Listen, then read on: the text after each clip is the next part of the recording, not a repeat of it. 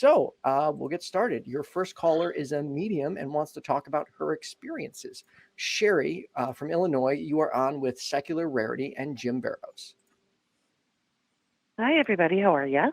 Not too bad. How you doing? Fine. So you just want me to share some things? Yeah. Give us an experience or two that you found really interesting or compelling. Okay. The whole thing's where do I start? I was a regular, suburban housewife in Chicago, raising the kids, and I guess I had this classic spiritual awakening. I don't know if you guys are familiar with that. And one day I woke up a medium. Okay. So that's what I do professionally now. I talk to dead people. But in the meantime, when this started, I started having prophetic dreams, visitations in my sleep. I was like, what the hell is happening to me? And I was being taught like all this like wisdom knowledge, from like truth, at least truth to me. And one particular day, I was born Catholic, but I wasn't religious whatsoever.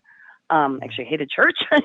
And one day, like I never thought about like archangels or angels. To me, at the time I was just a regular mom.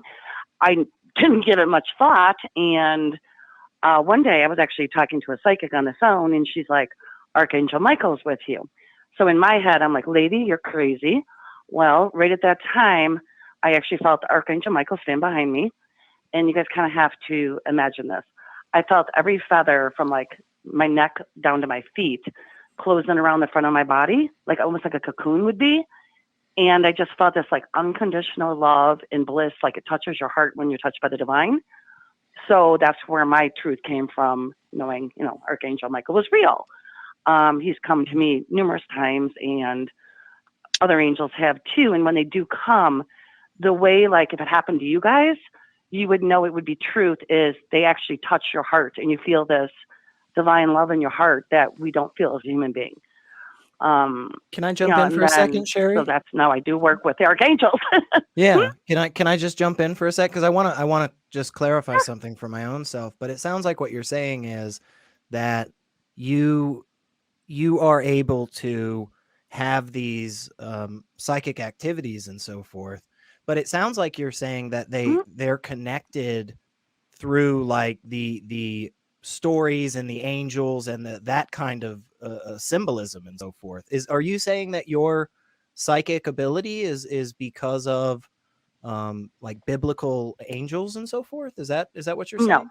No. No. What's the connection to Gabriel? I believe that well, they just I guess appeared to me because they do help me in my work now as a medium. So I give messages to people from angels, from dead people, whatever. And I also believe that it's a gift from our own soul. And I think that it's just another sense, and every one of us is born a psychic and medium. Granted, some people might be better than others and how much work you want to put into it, right? But I do just think that was what my soul wanted to do or came here to do. And I was like the last one to know. Because when it does happen to you, and it happens to a lot of people, these spiritual awakenings, and your gifts just open up, but they're gifts from your soul. So, you, I mean, how do you distinguish between these feelings you have and mild hallucinations? How do you distinguish between those two things? Did you say mild hallucinations? Yes. Is that what you said? Okay, yes, sorry, I did. I couldn't understand you. Oh, well, first off, I know I'm a very sane, logical person. Because I actually, so I'm an empath also, so I'm a psychic medium empath, and I do like healing work. Like I said, when the angel touched your heart, when you get the physical feeling, that's not like a mental hallucination, you know what I mean? So like now when I do my work, I don't. That's the problem, is I don't understand what you mean by that. Because I mean, brains are brain chemistry, and brain chemicals can do some really, really weird stuff to us, and we can hallucinate all kinds of stuff. And sometimes it's a whole new reality, and sometimes it's much, much less. So there's a number of phenomena that happen, and I'm trying to figure out how you would go about determining whether it's just something happening in your head versus something real. Because when, let's say, let's say you called me for a reading, right?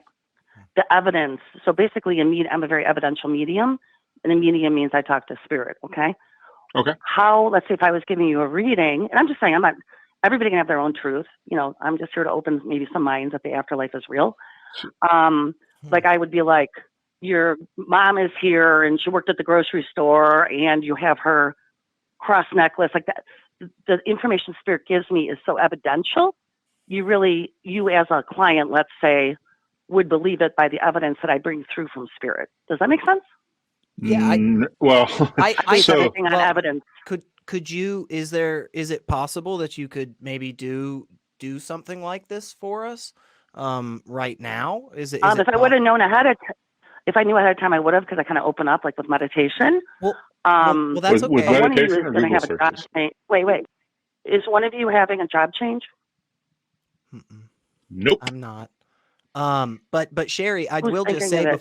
before we go much further, because I definitely have some other questions, and I think Jim does too, probably. But let me remind you and everybody out there, 951-364-2430. We're here every Tuesday, 7 p.m. Central, Sherry. So definitely, you know, there are some other really cool people that come and host this show. It's not just me and Jim, and I know they would probably love to have a reading done too. So if you're willing, you know, we'd love to have you come back. I can come and back. maybe do that. Yeah, next time. Sure. You know, well, let me. because you know, like intuitives tend to get prepared before we do a reading. It's not just fly by, you know. So let me ask something that's kind of been bouncing around my head. I'm wondering, because a lot of this sounds specific. It sounds like you, it's not really like a vague concept for you. It's some very specific activities and details and feelings and so forth. Where did this come from? Did you read a book that talked about it, or did you like go talk to some people that were trained in this before, or where did these specifics come from when it comes to your psychic abilities? Does that make sense? So it's very common. I can tell you exactly. If you talk to some really gifted people that do this professionally, I mean, some people, I guess you're just born with it, but you guys know what a spiritual awakening is? Nope. I don't know what you mean by the word spiritual heard that? first. Yeah, I don't know what you mean by spiritual, because everybody seems to have a definition that does not fit the dictionary definition or the most common usages of the word spiritual. So, yeah, why don't you start with your definition of spiritual? Yeah. Tell us what you mean by that. Well, so to me, my spiritual awakening is basically like when you know how like we're all raised a certain way, and all your beliefs and your belief systems come from parents, school, whatever, however you were raised. It's almost like when your soul decides to open up, and my soul like just came to me and started talking one day. But most people that have these awakenings, or they use the word enlightenment. So how did you determine it was your soul and not a again, I keep coming back to how do you know this was a soul and not a split personality, or just your own inner voice that a lot of people have? How did you determine that this was you something? Just said it. The inner voice is your soul. No, the inner voice is something that we can actually track with scientific instruments, and that we can actually that we know actually exists. That is not the soul, right? How are you defining soul? Well, actually, I'm just I can only, you know, you have your truth, I have mine, and whoever's listening. Well, how are you defining truth awakening, then? And if you talk to it, how can I prove it? No, how are you defining truth? Because to me, truth is that which is in accordance with reality. And so there is no such thing for me as your truth and my truth, right? There's only those things that are in accordance with reality. So how is your concept of a soul in accordance with reality? I can only share my experiences, and my soul came to me one day. Okay.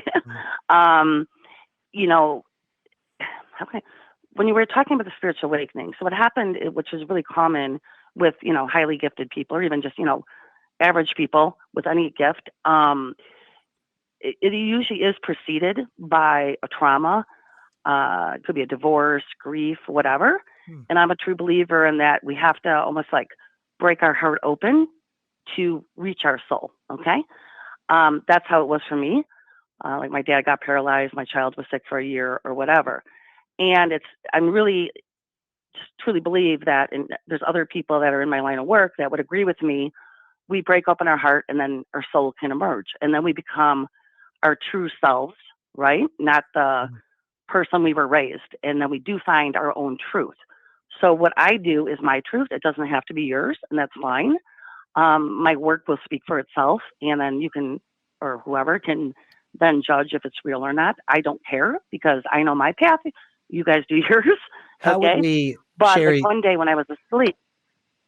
Oh no, go ahead, finish the story, and I'll ask a question. Go ahead, finish. I'll ask a question after. So, in particular, I get a lot of teachings in my sleep. So one night I was asleep, and something in my sleep was talking to me, and it kept saying, "See me for who I am."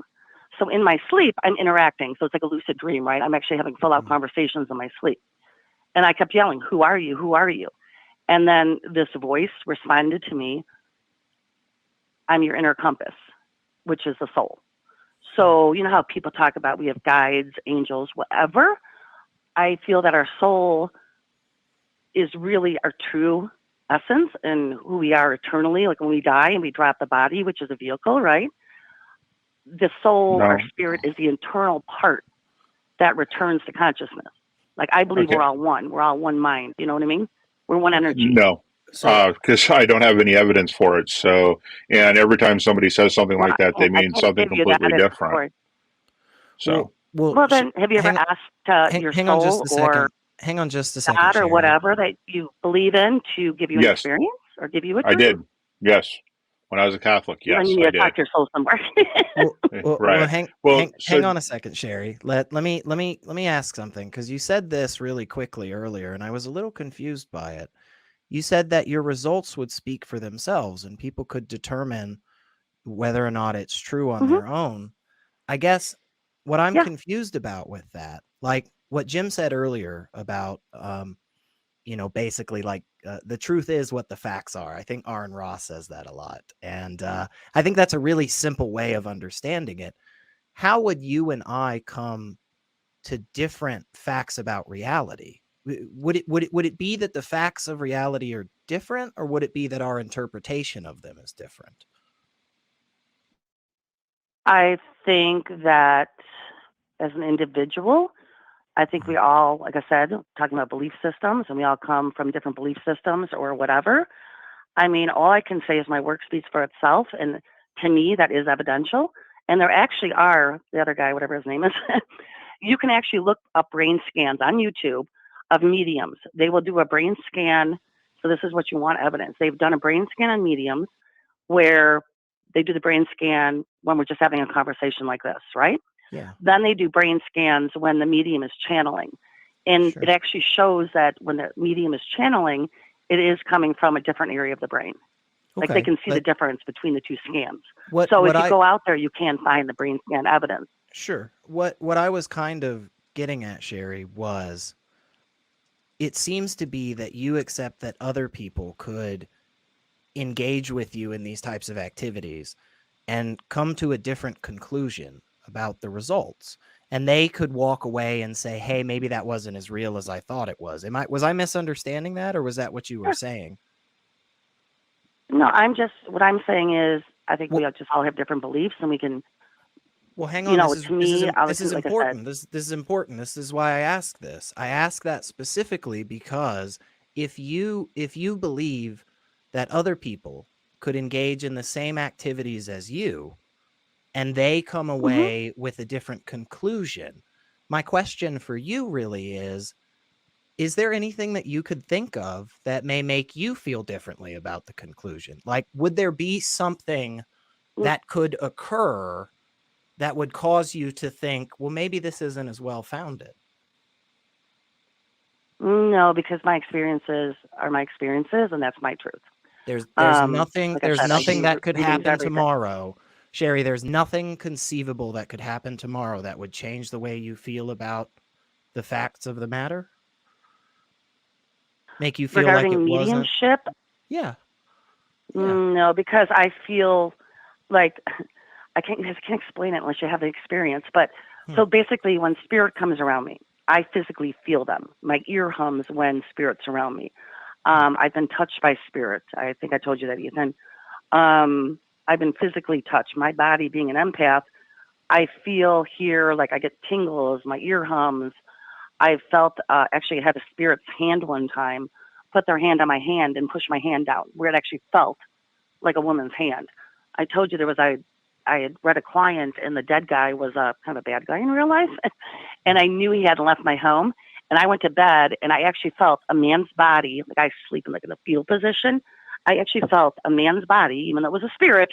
It felt like a human body to me with his arm around me in bed. So how can I don't think I could ever change my mind on that, because I'm not only getting it mentally. So if you do think someone has a mental problem, I'm actually feeling it physically.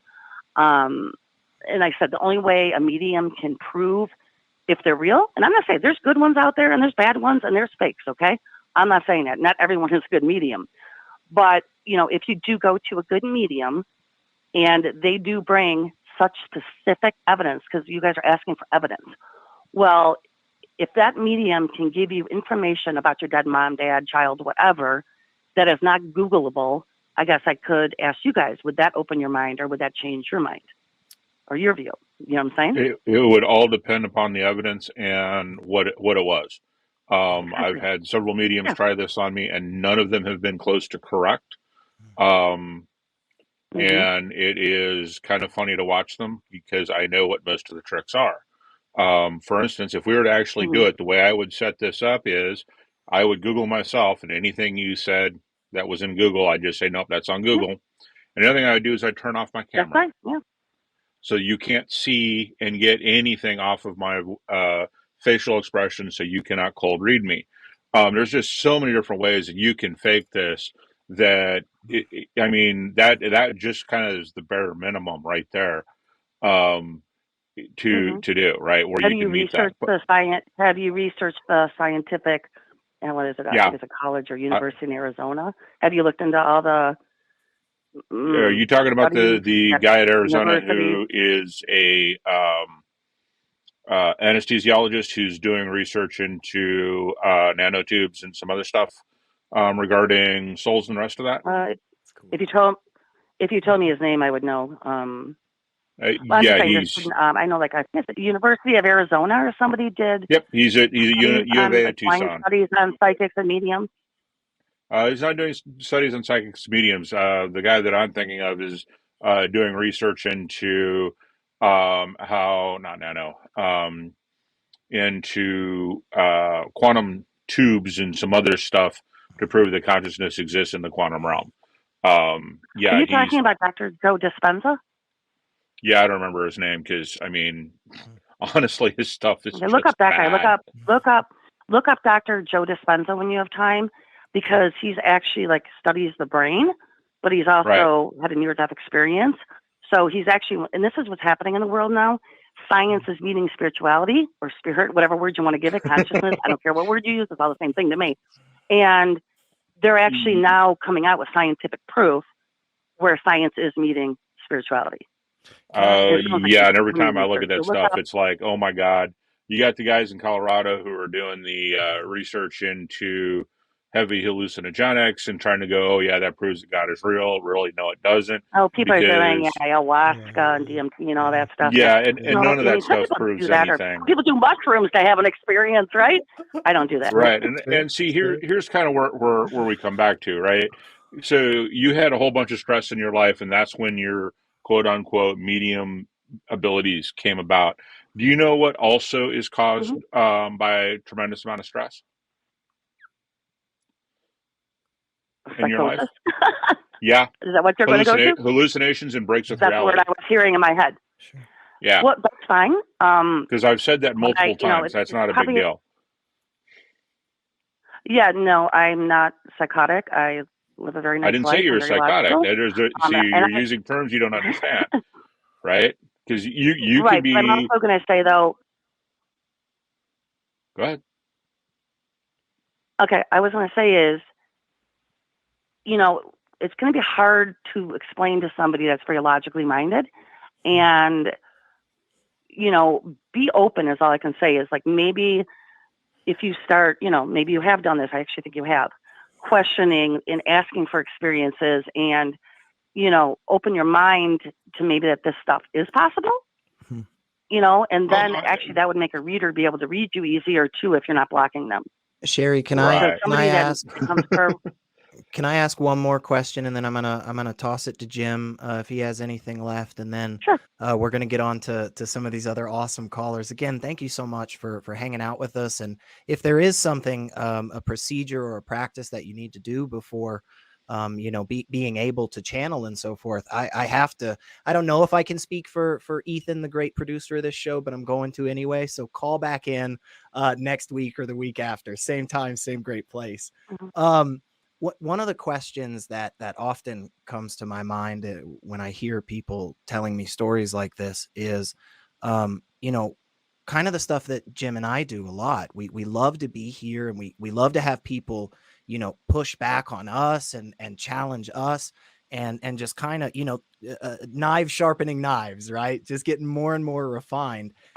And I guess, Let's go, guys. No, yeah, right. We'll battle it out one of these days for sure. No, let's go. Call me on a 1-to-1. my question, Sherry, is let's say it was possible, total hypothetical, have no idea what the heck it could be, but in this book right here, I actually have the answer that disproves everything. Would you want to know Okay. what's in this book? Would you be interested in that? Would you look Sure. at that? What? Yeah, I mean, I don't know what book you're talking about. No, so it was you have to just let it me was know. just a Sure, I total mean, I read hypothetical. everything. It was just a total hypothetical because Yeah. I've talked with people before in of this. course. Yeah, okay, good. And I think that's really valuable. No, I'm totally open to anything and everything. I mean, that's sweet. probably why I'm open to what I do, right? Sure. Well, yeah, I appreciate that, and I think that's what some people definitely lack in these conversations is whenever they Okay. do It's believe so something so one-sided. strongly, they don't even want to look. They don't even want to open the book, right? But I think that's No, I think I'm that's not like great that. that you do. So, Jim, do you have anything else before Yeah. we? Go ahead. I'm just gonna say I'm open to anything because I think that I'm a person. I guess I'm kind of rebellious. I like saying I'm limitless because then I think more can come, and I think that the more knowledge we can get, helps us get to the truth. But like I said, when you have a supernatural experience, can we always prove it? Absolutely not. But I just pray that, or I ask that you guys both have an experience, and then it would be really kind of cool to see. You're going to be like, when it happens to you, it's like so exciting. It's like, oh my God, this shit's real, right? And it really was life-changing for me and got me like on a totally different path. And my whole world opened up and opportunities, or, even me being here right now, or synchronicity started. And the pure blessings and miracles that happened to me are like amazing when I got onto my path. I can't speak for yours, but when I'm on my path, how it opened, all the doors and floodgates opened up for me when I embraced it, I guess would be the word. Jim, Okay. any Yeah. final thoughts? So you say you're an empath, and most people who are empaths are just Mm-hmm. really, really hyper aware of body language and facial expressions and micro expressions in particular. And so it would be interesting to see if you're still an empath when you have no interaction with somebody where you can actually not see their body language, not see the micro expressions, and even Well, I do that take the every day. quality of the voice and make it Yeah, more I can do that. mechanical, and you can't. Yeah. Well, no, I can't because I do most of my readings on the phone. So let's say it's not going to happen in every reading, but let's say I'm giving you a reading on the phone. I don't see you. I'm just talking to you like I'm talking to you now. All of a sudden, my body actually feels pain. I'll get a sharp pain in my shoulder. And I'm like, dude, what's wrong with your shoulder? I can feel it. But also spirit, when they come to me, I let spirit blend in my body. And I don't think that's crazy, but I let spirit blend with me and come like really close with me. And I do public events on stages. Okay. So a lot of people have seen me do this, on public stages. And particularly one reading I'm thinking of, I was on a stage. There's 50 people there watching me.